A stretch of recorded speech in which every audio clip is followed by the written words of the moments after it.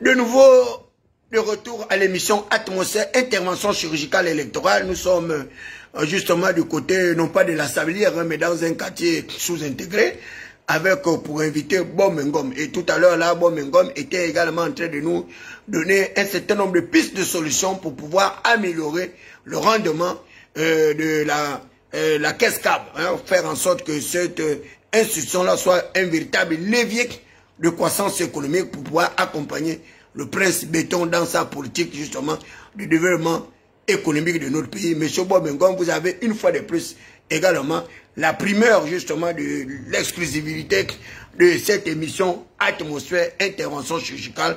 Et tout à l'heure là, nous étions en train de vous poser la question de savoir comment est-ce qu'on pouvait réorganiser justement votre institution, c'est-à-dire la caisse câble, pour arriver à une amélioration significative justement des missions qui sont les vôtres. Et il y avait des directeurs généraux que vous avez également identifiés, qui ont apporté une aide réfléchie à la caisse câble. Vous avez parlé justement de l'ancien directeur général Adrien Kongé-Sigone, qui est d'ailleurs un natif de Zomo, et Zomo qui malheureusement, voilà, qui est décédé, et Zomo est sorti dernier justement de cette campagne électorale pour la légitimation du pouvoir du prince Béton. Zomo, également, qui a abrité également un grand acteur politique, de mon nom de moindre, qui s'est battu également à côté de votre père, à côté de Yonaba, c'est-à-dire Nzorengema. Et d'ailleurs, j'ai mis un sujet sur le fait que les gens justement de cette localité-là n'ont pas pu amener le prince Béton pour pouvoir également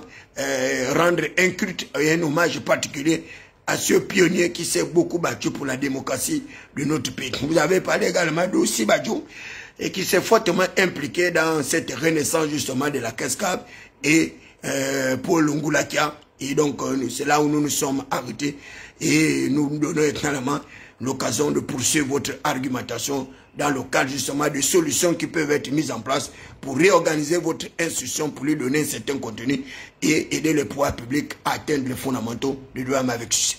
Donc, M. Bomengom, le peuple gabonais est là pour vous écouter par rapport aux propositions que vous allez devoir faire pour améliorer le rendement de la caisse câble.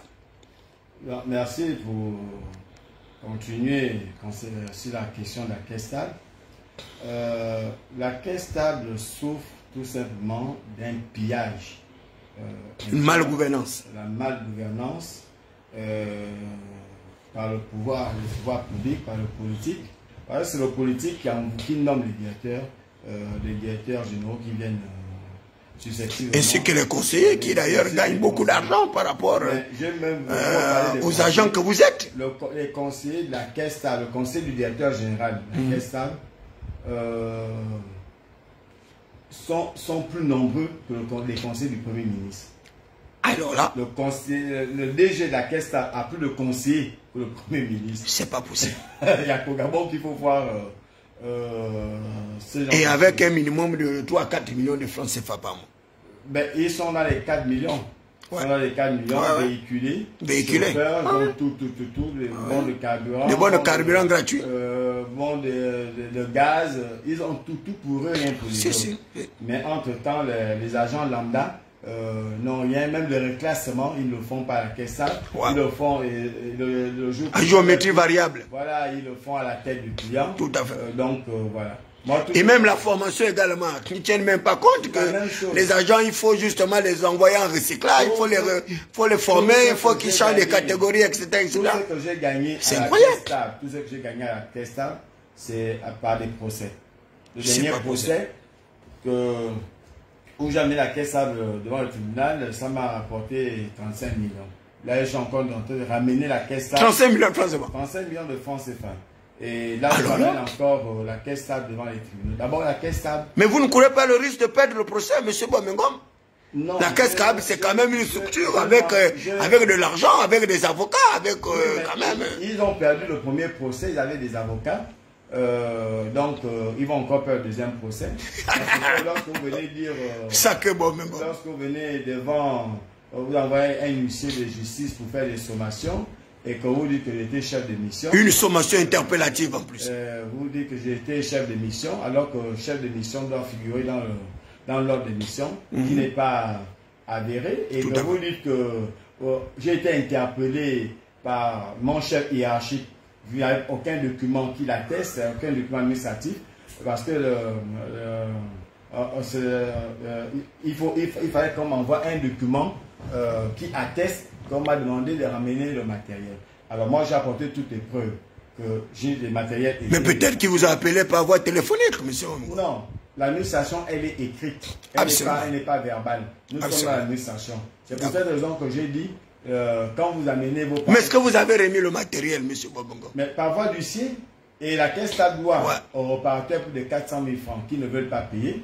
Et comme c'est moi qui ai déposé le matériel en leur demande, j'ai chanté de payer. Mais 400 000, c'est une somme dérisoire pour la caisse CAB. Ils sont méprisants. C'est quoi cette histoire? Ils sont méprisants. Ils ont le pouvoir parce qu'ils sont Nongoni, ils ont le pouvoir. Est-ce que ce n'est pas une tentative également de vous museler? Parce qu'on vous considère comme une grande gueule au niveau de la caisse CAB. Ils vont museler. Comme un non-aligné d'ailleurs. Mais je n'ai jamais été aligné avec quelqu'un. Je n'ai jamais été aligné avec quelqu'un. Je peux défendre le prince comme je peux le critiquer demain. Je ne suis pas aligné, je ne suis pas assujetti à quelqu'un. J'ai dit que quand il faut faire les choses dans les normes, c'est tout. Vous commettez des erreurs, je les saisis et puis je demande réparation. Voilà. Et là, il me donne une opportunité de me faire encore des sous et surtout que j'ai un véhicule qui est au garage. Cet argent que l'État sont encore tenu de me payer, ça va me permettre d'achever un certain nombre de... Mais donc vous croyez à l'état de droit? Ce n'est pas que je crois à l'état de droit. Mais puisque vous avez pu gagner le premier procès à hauteur de 35 millions de francs. Ce n'est pas le fait de gagner un procès qu'on est dans un état de droit. Mais attendez, moi j'ai plein de procès en cours. Tout à l'heure, là, nous avons dénoncé. Vous avez un procès en cours. Il n'est pas encore terminé. Non, mais écoutez. Non, l'état de droit, ce n'est pas parce que tu gagnes un procès qui veut dire qu'on est dans un état de droit. Non. Quand on dit on n'est pas... Mais il y a des gens qui n'arrivent même pas au procès, qui sont là-bas injustement incarcérés. D'autres, j'ai vu lorsque Brice Lacouche-Alanga est sorti de prison, il m'avait fait cette exclusivité d'être reçu dans sa résidence. Mais il m'a expliqué des choses terribles. Il m'a même dit que le plus grand nombre de personnages carcérales là-bas, c'est ont déjà purgé leur peine. Mais malheureusement, on ne sait pas quelle est la procédure qui bloque pour que ces gens-là ne sortent pas de prison. Bon, je vais vous expliquer une chose. Lorsqu'on vous place sous mandat de dépôt, que ça soit par le procureur, parce que le procureur il a un mandat administratif. Son mandat de dépôt, il est administratif. Ça veut dire quoi? Ça veut dire que il ne doit pas excéder les 1 mois. S'il fait 1 mois, 1 jour, c'est une libération de fait. Ah d'accord. Ah ça c'est important de le savoir. Alors, maintenant, le juge d'instruction, parce que le juge d'instruction, il a les 4 mandats. Le procureur, il a le mandat de dépôt. D'accord. C'est le juge d'instruction qui a les 4 mandats. Le mandat de dépôt du juge d'instruction, il est judiciaire. C'est pour cette raison qu'on peut l'attaquer. L'attaquer, c'est-à-dire on peut faire appel à la décision du juge d'instruction. Oui, mais monsieur Bonougo, mais qu'est-ce qui peut justifier la récurrence justement de la prise de mandat de dépôt par le procureur? Est-ce que le procureur est un juge pour envoyer les gens en prison? À la limite, on comprendrait le juge d'instruction, parce que dès lors qu'il y a le principe de la présomption d'innocence, pourquoi est-ce que le procureur vous enverrait en prison sans que vous ayez été jugé, sans que vous ayez fait l'objet justement d'une condamnation par un tribunal compétent chargé de juger? Et d'abord, je voudrais vous rappeler également le code de procédure pénale, qui est clair. Ce code dit quoi? Que les forces de défense et de sécurité sont sous l'autorité du procureur de la République. Ils reçoivent les plaintes et les dénonciations et placent ces personnes devant les tribunaux compétents chargés de les juger. Oui, les officiers, chargés de les juger. Or, le procureur n'est pas juge. Il a à la limite maître de la procédure judiciaire. Qu'est-ce qui le commande à prendre le mandat de dépôt pour envoyer les gens en prison? Ce sont ces prérogatives. Oui. C'est-à-dire que vous avez plusieurs façons de pouvoir porter plainte. Vous avez la possibilité de porter plainte soit dans un commissariat, tout à fait, soit dans une brigade. Et les citations directes. Permettez-moi, je vous donne les étapes d'une procédure. Quand c'est pénal, vous avez, parce qu'il n'est là que pour les affaires pénales, il n'est pas là pour les affaires civiles. Vous pouvez porter plainte soit dans un commissariat, soit dans une brigade. Si vous constatez que la brigade ne veut pas s'occuper de votre affaire, il y a un laxisme, vous pouvez saisir le procureur de la République. Si vous constatez que le procureur de la République fait du laxisme, vous pouvez porter plainte directement devant le procureur général de la République qui est près de la cour d'appel. Maintenant, la cinquième possibilité, vous pouvez faire une citation directe.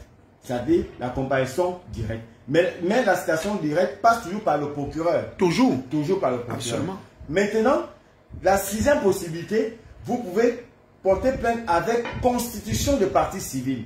Ça veut dire que vous partez voir directement le juge d'instruction. Vous déposez une plainte là-bas. Maintenant, la septième possibilité de porter plainte, vous pouvez porter plainte devant le ministre de la Justice qui va sommer au procureur de la République de porter plainte, de saisir la plainte.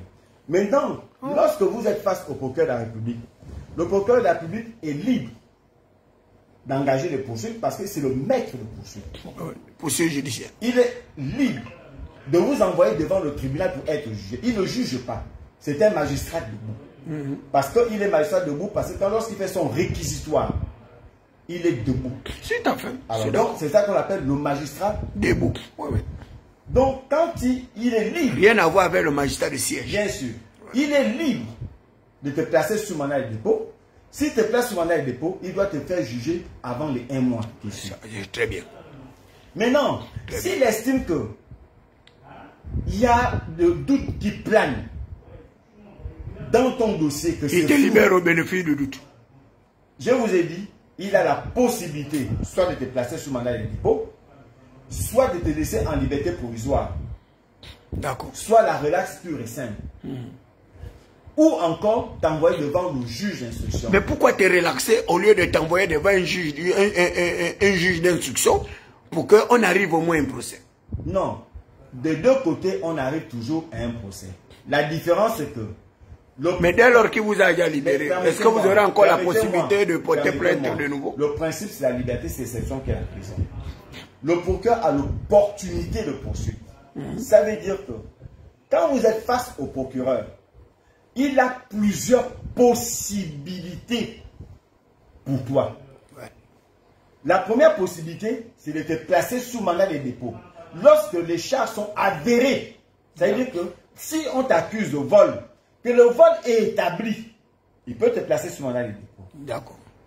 La deuxième possibilité, si tu as des garanties de représentation, ça veut dire que tu ne vas pas fuir. Absolument. Il peut aussi te laisser en liberté provisoire. Je suis d'accord. Est-ce que vous comprenez? Je comprends. Maintenant, s'il constate que dans le dossier, ce sont des aveux par l'effet de la torture. C'est la relaxe, c'est pur et simple. Il te relaisse. Nombreux sont partis comme ça. C'est plus liberté provisoire. Nombreux sont partis. Mais quand il te place sous mandat de dépôt, ça veut dire que dans la semaine, dans les jours qui viennent, tu dois être jugé. C'est ça l'avantage lorsque le procureur te met sous mandat de dépôt. Maintenant, s'il constate qu'il y a un flou et que ça demande plus de lumière, il envoie devant le juge d'instruction. D'accord. Pour aller en profondeur. Voilà, aller en profondeur, voilà. Maintenant, quand le juge d'instruction te reçoit, le juge d'instruction peut aussi, il a aussi la liberté de t'envoyer en prison, de te laisser en liberté provisoire, etc., etc. Très bien. Donc, c'est la différence qui se trouve. Mais les deux peuvent t'envoyer en prison. Mais sauf que quand le procureur, lui, t'envoie en prison, dans les jours qui suivent, tu vas être jugé. C'est ce qu'on appelle le flagrant délit. Très bien. Dépasser les 1 mois. Si c'est le procureur qui t'a envoyé en prison, tu as une liberté de fait. Alors là, c'est très bien ça. Est-ce que vous comprenez? Maintenant, le juge d'instruction, lui, il a les 4 mandats. Il a le mandat d'arrêt. Il a le mandat de dépôt. Il a le mandat d'amener. Le mandat d'amener, oui. Il a le mandat de comparution. Donc, il a les 4 mandats avec lui. Le mandat de comparution, oui. Donc, il a les 4 mandats avec lui. Donc, il peut dire que si le juge d'instruction te convoque, le juge d'instruction te convoque, tu dis tu ne viens pas. En ce moment, il délivre un mandat d'amener. Ça veut dire qu'on va te prendre de force pour t'amener devant lui. Est-ce que la procédure au Pianga est arrivée jusqu'à ce niveau? Par exemple. Tu as d'abord porté plainte. C'est la question qu'on se pose. On le traite de fugitif. Si le procureur s'auto-saisit, quels sont les éléments qui le permettent de s'auto-saisir? Plus que la question de Pianga qui s'oppose actuellement, c'est que Landry Washington dit que sa soeur, sa nièce a été violée tantôt à 18 ans, alors qu'à 18 ans, elle n'est plus mineure. Elle est majeure. Elle est majeure. Elle est pénalement responsable de ses actes, mais pas civilement. Donc, il n'y a plus de viol. Mais non, on parle de viol des mineurs. On n'a pas parlé qu'elle avait 18 ans. Tantôt, il dit 14 ans. On dit qu'elle avait mais quand on fait des calculs entre l'âge de l'acte posé et l'âge qu'a cette fille aujourd'hui, ça veut dire que l'acte s'est passé, elle avait 20 ans. Donc, finalement, de quoi parle-t-on? Mais la fille déjà, même à moins de 18 ans, la fille dit qu'elle n'a jamais été violée. En matière Monsieur Bobengo, la fille dit qu'elle n'a jamais été violée. Non, avant d'en arriver là, en matière criminelle, la prescription... Mais tout à l'heure... Ah d'accord, 20 ans. 20 ans. En matière criminelle... Parce que tout à l'heure, je parlais justement des délais de prescription. En matière correctionnelle, c'est 10 ans. D'accord. En matière criminelle, c'est 20 ans. Ah d'accord. On est dans les délais. Donc, on est déjà... Ils ont largement dépassé les délais. Donc, on ne pouvait que poursuivre Opianga. Si l'affaire était avérée, que sur le plan civil, pour des dommages et intérêts. Alors là, les personnes lésées, qui sont les personnes lésées? Et à quel moment Landry Washington a déposé sa plainte? Non, il a déposé la plainte. C'est l'oncle de la fille. À quel moment ils ont déposé la plainte? Non, mais il nous a bien dit que lorsque Opianga a porté plainte, lui également, il a déposé sa plainte. Donc, ça veut dire que même... Sinon, au départ, il n'avait pas porté plainte, il avait laissé. À partir de ce moment-là, la prescription, si c'était à 14 ans, elle est largement dépassée. Ça, c'est en matière criminelle. Parce que le viol est un crime. Deuxième moment, la fille elle-même que j'ai entendue, elle dit qu'elle n'a jamais été violée. Qu'elle n'a jamais été violée. C'est compliqué. Donc, d'où vient le... Mais la mère dit quand même que non, que c'est une affaire avérée. On ne comprend pas. Non, même si c'est avéré, mais la victime elle-même dit, la personne lésée, ce n'est pas la mère qui est lésée. Ce n'est pas Landry Washington qui est lésée. Ce n'est pas Stéphane Zé qui sont lésés. C'est la victime qui est d'abord lésée. Parce que comment vous allez faire un procès d'où les accusations n'arrivent même pas à porter la preuve de leurs allégations. Et la victime dit ne pas reconnaître les faits. C'est incroyable. Donc, c'est impensable. Donc tout le problème est là, à ce niveau. Maintenant, si on peut laisser d'abord tomber même ça. Ouais. Mais pourquoi est-ce qu'on laisse la procédure que Opianga a entamée contre Landry et Stéphane Zen? Mais paraît-il que même la fille dont on accuse d'avoir été violée a également porté plainte. Ce n'est pas là-bas, mon... Je vais étape par étape. Où se trouve la procédure? Plus que même le juge d'instruction qui a instruit ce dossier a été affecté disciplinairement à Mouela. Non, mais ça, on n'est pas au courant, monsieur Bomengo. Mais ça, c'est vous qui l'apprenez.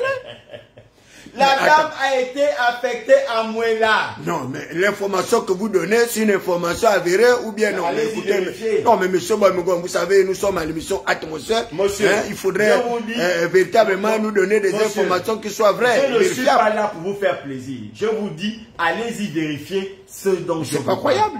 Allez-y à Mouela. Vérifiez si ce que je dis est faux. Allez-y vérifier. Donc, où est partie sa procédure, cette dame elle-même, qui a été outragée? Pourquoi le procureur ne s'est pas autosaisi? Donc, qu'on arrête de nous distraire. On peut encore aller même plus loin.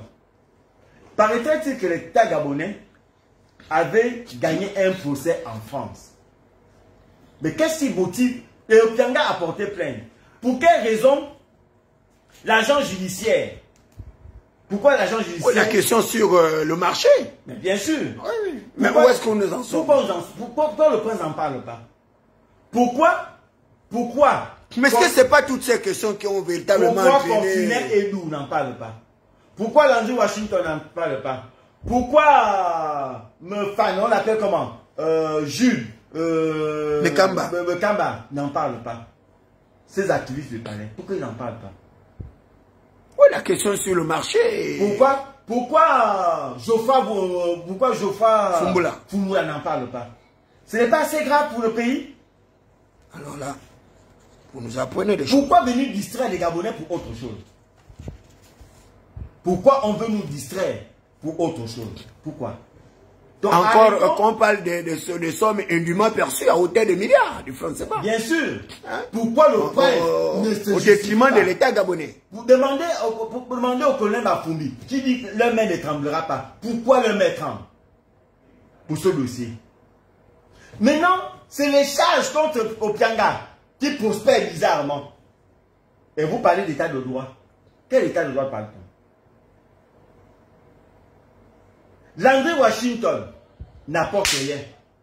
C'est vrai que le secteur américain peut être monté de toutes pièces. Mais la personne dit, je ne me reconnais pas là-dedans.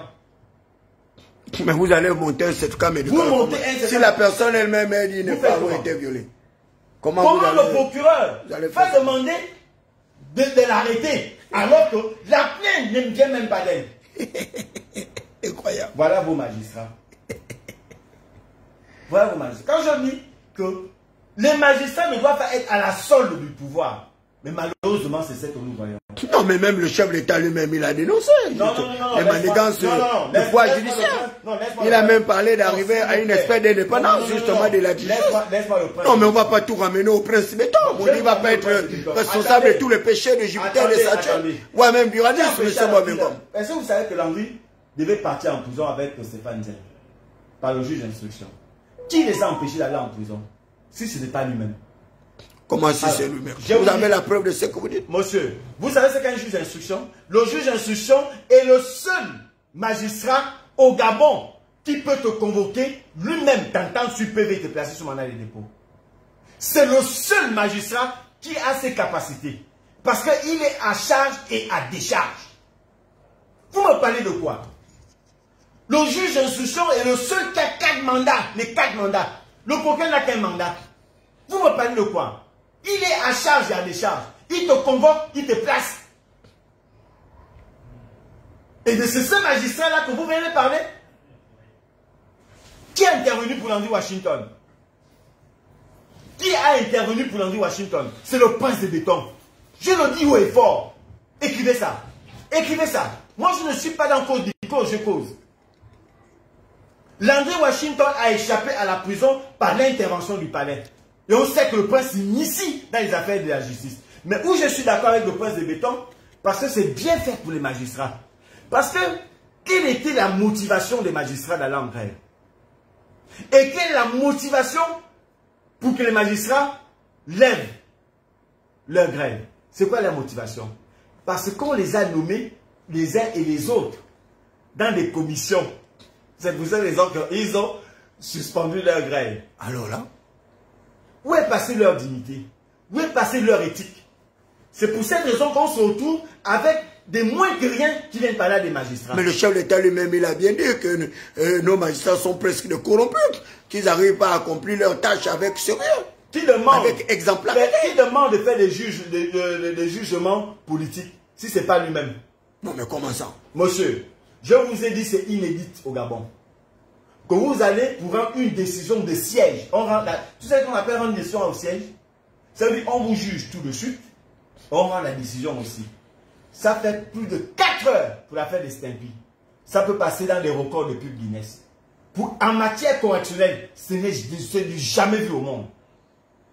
Parce que le politique s'est initié. Est-ce que les magistrats eux-mêmes ne revendiquent pas, ne n'ont jamais parlé, n'ont jamais fait état? Vous savez pourquoi ils ont repris le travail? Vous savez s'il n'y a pas eu de la pression politique? Vous savez ce que les magistrats subissent? Mais vous-même, vous subissez la pression politique. Est-ce que ça pour autant changer vos aspirations? Nous ne sommes pas tous pareils. Ah alors, nous ne sommes pas tous pareils. Il faut bien que les gens assument la responsabilité de leurs actes. Oui, j'ai dit, pour pas éthique, ils n'auraient pas dû l'accepter. Et par éthique, les magistrats devraient faire front, devraient être un pour en découdre avec votre ami nazi. Monsieur Bomengom, nous avons vu également le ministre de la Justice, qui est d'ailleurs un ancien membre de cette opposition que j'ai qualifié d'opposition maquilleuse, comparable d'ailleurs à des gars se prostituer, dévergonder la baie de Couchon, aux odeurs d'une boniche en putréfaction, qui se trouvait en France, prétextant qu'il allait extrader et les activistes gabonais de France. Et à l'époque, j'en riais, je disais, ben, écoutez, vous voyez bien que c'est de la manipulation, ce n'est pas possible d'expatrier un Gabonais de la France, le ramener au Gabon. Et les procédures, ils n'en savent pas, mais moi, David Bakoma, je suis certainement l'un des rares à connaître les procédures, comment expulser ces personnes. Il y a également le cas du jeune compatriote qui avait été assassiné, et d'ailleurs qu'on a jugé à titre posthume, et le compatriote qu'on a accusé, qu'on a jugé, condamné, est en France. Et chaque jour, il danse. Il danse, à chaque fois qu'il danse, il change les habits. Tantôt il est en cosmonaute, tantôt il est en joueur de rugby et autres. Et il est en France, il ne peut inquiéter. Mais finalement, le ministre de la Justice qui avait promis extradier ce Gabonais criminel qui aura assassiné une jeune fille avec également l'extradition des activistes gabonais qui vont en France, le dossier se trouve où, monsieur Bobengo? Je vais d'abord vous dire une chose. Moi, le prince de béton, le prochain gouvernement, s'il y a deux ministres qui ne devraient pas faire part, il y a le ministre de la Justice et il y a votre Laurence Ndo. Les deux là, ils ne devraient même plus faire partie du gouvernement. Pourquoi? Mais ce sont des intentions que vous donnez? Non, laissez-moi argumenter. Mon argumenter, donnez-nous des justificatifs. Laissez-moi, je suis en train de vous dire ceci. Madame Rando, lorsque elle prétendait être contre le système, naturellement qu'elle avait nourri en 2009 et qu'elle avait supporté et qu'elle avait validé cette élection en 2009. Et c'est la même Laurence Ndo qui est partie se retrouver en France et qui avait parlé des charniers. Tout à fait. Avec un nombre exorbitant de 300. Des décès, de morts, etc. Et qu'ils avaient été enterrés, que ce charnier se trouvait à la cité de la démocratie. C'est incroyable. Jusqu'aujourd'hui, on n'en parle plus. Le ministre de la Justice avait aussi confirmé les mêmes faits. Et c'était inédit. Et c'est les mêmes qui refusent aujourd'hui, comment on appelle ça, vérité, justice, réconciliation, que ça. Avant d'en arriver là, je ne vais même pas en arriver là. Vous m'avez posé une question, je réponds à cette question. Et ensuite, c'est le même quand il est devenu ministre de la Justice. D'abord, il a eu l'opportunité de pouvoir faire la lumière qu'il n'a jamais fait. Yaramsea, c'est Komi également qui vous dit bonjour. Bonjour, Komi. Et ensuite, il est venu, il a dit aux Gabonais qu'il y a une poursuite contre Ali Bongo. On a entendu Ali Ben un jour. Jamais Ali Ben Bongo, il joue de l'immunité présidentielle. Pour vous dire, je les enlevais pour leur incompétence notoire et caractérisée. Voilà le random avec la presse écrite. Les communicants. Et vous voulez laisser également Chalba? Les communicants. Avec l'ancien ministre de l'économie. Les communicants demandent à Madame Laurence Ndo de montrer les critères d'attribution qu'elle ne veut pas montrer. Et je pense que demain, il y a une réunion d'apaisement avec cela demain. Pourquoi? Puisqu'elle a joué. Non, mais ils ont porté plainte. Hein? Attendez, puisqu'elle a joué, elle a bombé le torse. Pourquoi les rencontrer demain? Plus qu'au départ, un journal superstar en a fait le bruit depuis longtemps.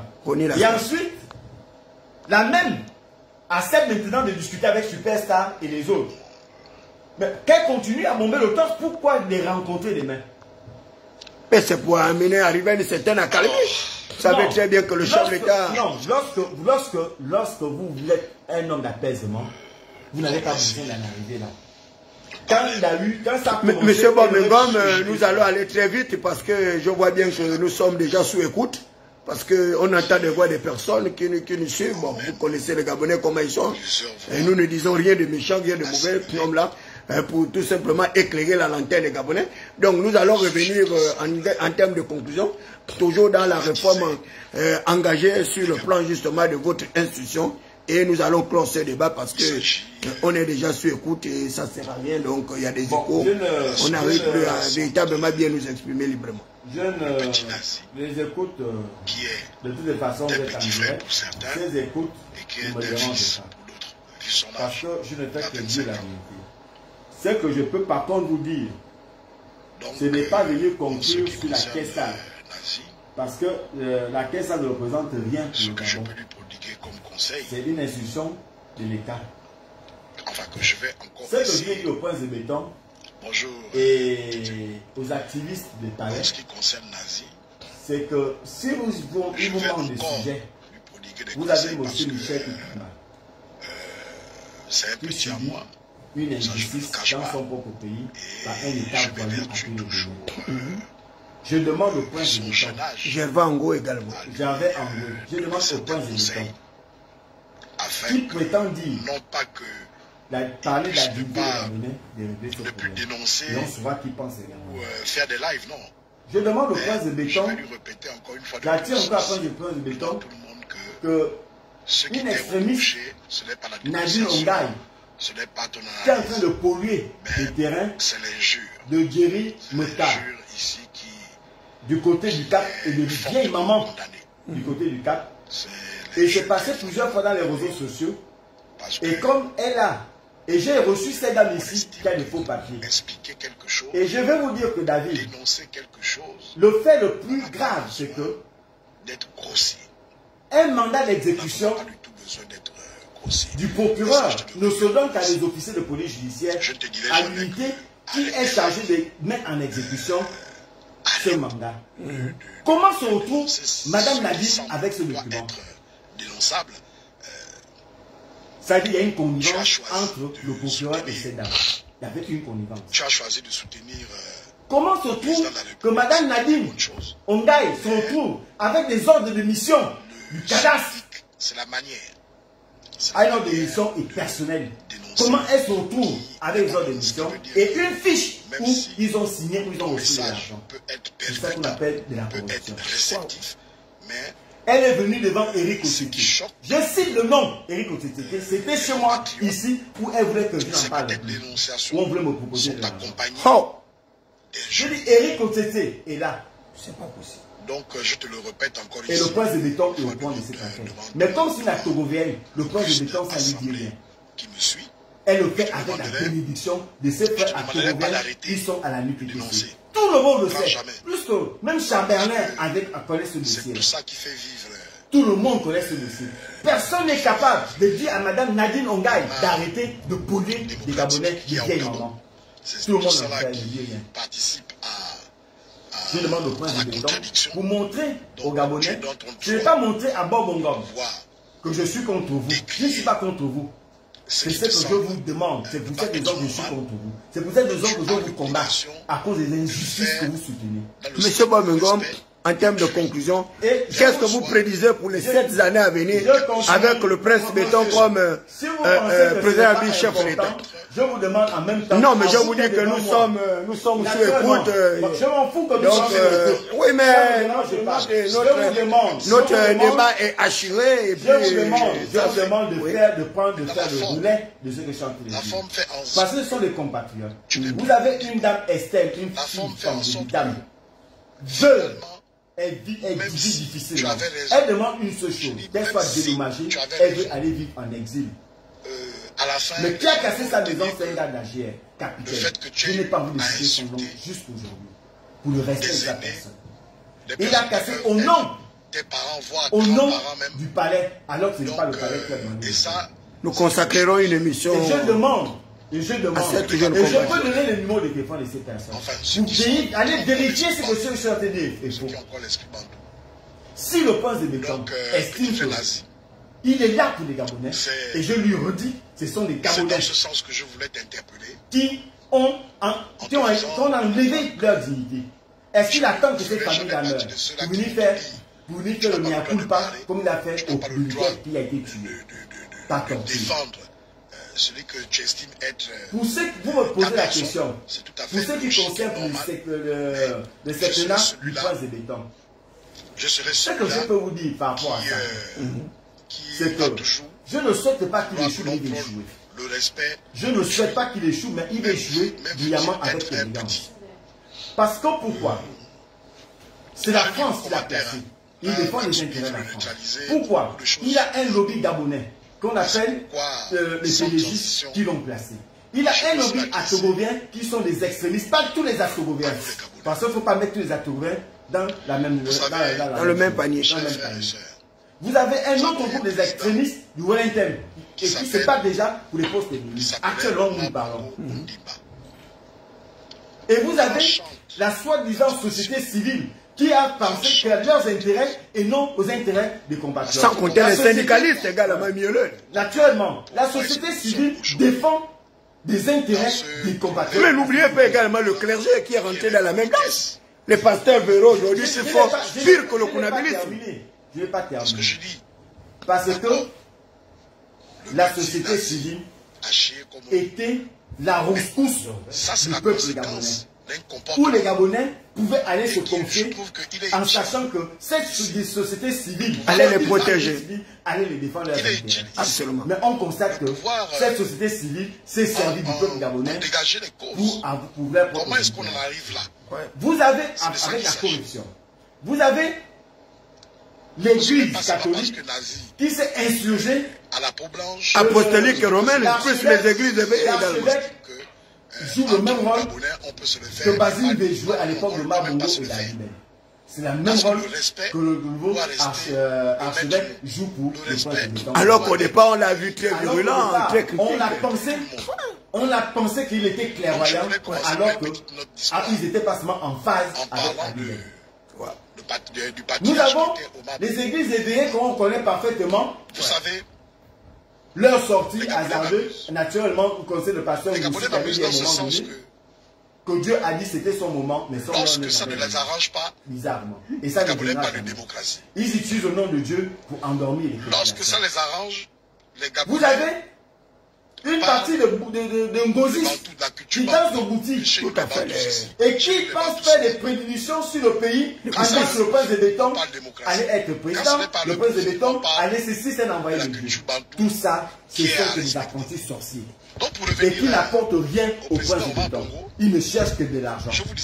Et c'est l'argent qui va prendre dans les caisses de l'État pour continuer à les corrompre, pour continuer à faire ses louanges au détriment des populations gabonaises qui vont continuer à souffrir et qui ne vont jamais sortir de l'ombre. C'est pour cette raison que je vous dis, je ne crois pas à son mandat et je ne le féliciterai jamais parce que je n'y crois pas et je pense que ces personnes qui l'ont placé là, ils ne l'ont pas placé là pour l'intérêt des Gabonais, ils l'ont placé pour leurs intérêts. En toute manière, dans son gouvernement, ils vont mener plus de 50 personnes, il va mettre son enfant. Il mettait de côté sa fonction tout ce monde-là, et Yerendo, ce sont ceux-là, et vous allez porter leur valise. Le respect de l'aîné, moi, par éthique, par dignité, je ne pourrai jamais porter, je n'ai jamais porté leur valise, je n'ai jamais été franc-maçon ou pédégiste, ou porter même le PDG. Écrivez ça. Je ne l'ai jamais fait et je ne le ferai jamais. Ce n'est pas possible. C'est pour cette raison que je continue à dire, je ne peux pas travailler avec le prince de béton parce qu'il n'est pas là par lui-même. Mais le prince de béton peut sortir de là. Il n'est pas impossible le prince de béton de sortir de là.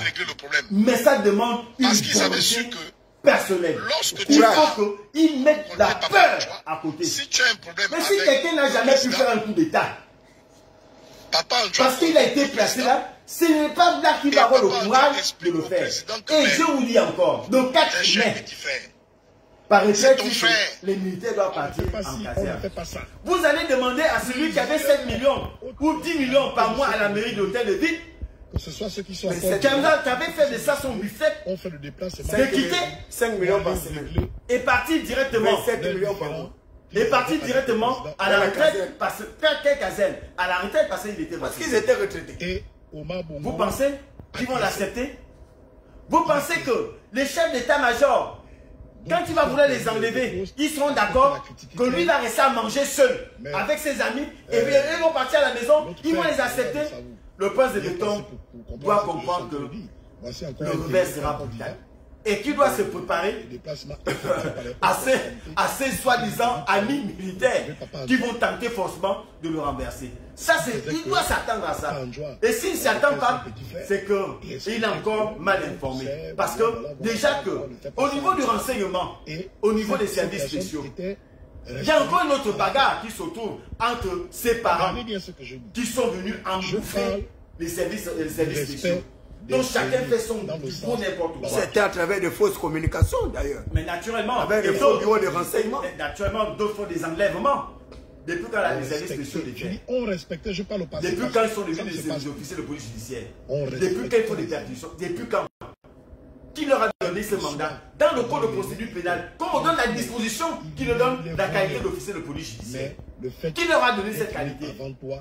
Et aujourd'hui, il défait que le procureur de la République accepte le déferment des services spéciaux. Depuis quand ils ont autorisé la déférence? Ensuite, nous avons eu... Allez-y regarder la disposition de l'article 18 et l'article 5 du code de procédure pénale. Où est-ce qu'on parle de? On parle de où? La liberté... À quel niveau on parle de? Ils ne sont cités nullement quelque part. Quand ils font les perquisitions, quand ils font les arrestations arbitraires, ce sont des enlèvements, ce ne sont pas des arrestations. Quand chaque fois que les services spéciaux enlèvent, les services spéciaux sont là pour le renseignement. Ils ne sont pas là pour faire des arrestations, pour faire des enlèvements, pour faire des interpellations. Leurs interpellations sont des enlèvements. Donc, eux ne s'occupaient l'essentiel de la sécurité du chef de l'État. Ils sont là pour s'occuper de faire des micmacs. Dans le respect. Ce sont les micmacs qu'ils font. Voilà à quoi ressemblent les services spéciaux. Ils sont devenus comme l'unité des Stapo à l'époque en Allemagne.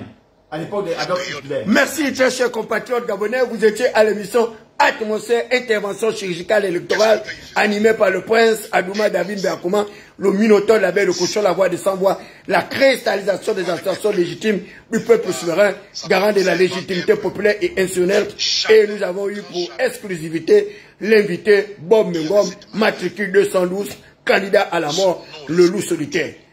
Intervention chirurgicale qui est une émission à caractère pédagogique, à caractère didactique, avec un objectif prioritaire, la moralisation de la vie publique. Et là, nous avons bien vu l'expertise, le professionnalisme de Bob Mengom, qui constitue aujourd'hui un véritable jusqu'au boutiste. Celui-là qui dit qu'il n'aimerait pas voir le prince béton échouer, quand bien même il ne voudrait pas faire preuve d'un pessimisme exagéré, encore moins d'un optimisme débridé, mais il dit au prince béton de se débarrasser d'un certain nombre de facteurs bloquants s'il veut véritablement amorcer ce processus de légitimation du pouvoir en améliorant significativement les conditions de vie et existence des Gabonais. Nous reviendrons sur Bob Mengom la semaine prochaine, le temps de souffler. Vous étiez à l'émission Atmosphère et je vous l'ai dit que nous étions sabotés, vous voyez bien, et que nous sommes sous écoute et des gens tentent de nous empêcher de pouvoir terminer cette émission, mais que Dieu ne plaise, nous avons pu réussir à avoir les derniers mots de Bob Mengom. Excellence, monsieur le président du chef de l'État, monsieur Brice Koto Olivier Guéman, Bob Mengom n'a rien à voir avec tout ce qu'on dit de lui. C'est un compatriote gabonais qui veut véritablement vous placer sur orbite, faire de vous un véritable chef d'État à l'image d'autres chefs d'État. Un chef d'État totalement débarrassé des forces centrifuges, débarrassé de toutes les personnes viles et serviles qui veulent vous entraîner vers des lendemains déchantants. Et c'est pourquoi il le dit clairement qu'il prend acte de votre victoire à 94 et quelques pourcents, mais il vous le dit que cette victoire, vous devez la savourer avec beaucoup de réserve parce que le danger reste vivace et la crainte des lendemains désobligeants demeure. Vous étiez à l'émission Atmosphère. Merci très chers compatriotes de votre bien aimable écoute. Restez connectés sur ma page Facebook dénommée David Beakouma, le minotaure de la baie de Couchon, la voix des sans-voix. Merci encore, monsieur Bob Mengom, que le Seigneur vous accorde la grâce, la faveur de rester vivant pendant ces 7 prochaines années et que votre défunt père, Bob Mengom, continue à être Mengwala Mengomatom, ce acteur politique, ce homme d'État, ce général sorti justement des grandes écoles militaires et continue justement à protéger, à préserver les intérêts de votre famille et que la dignité soit l'une de votre spécialité. L'honneur, c'est également celui-là qui doit continuer à conduire, à guider l'action de ce grand homme que j'ai connu, qui d'ailleurs, j'avais le privilège de m'asseoir sur son salon feutré au PK8 avec son fils Didier Mengomatom, que je salue au passage du côté de la direction générale justement d'une banque que je ne citerai pas le nom. Allez, ciao, ciao. Nous nous retrouvons dans un passé proche.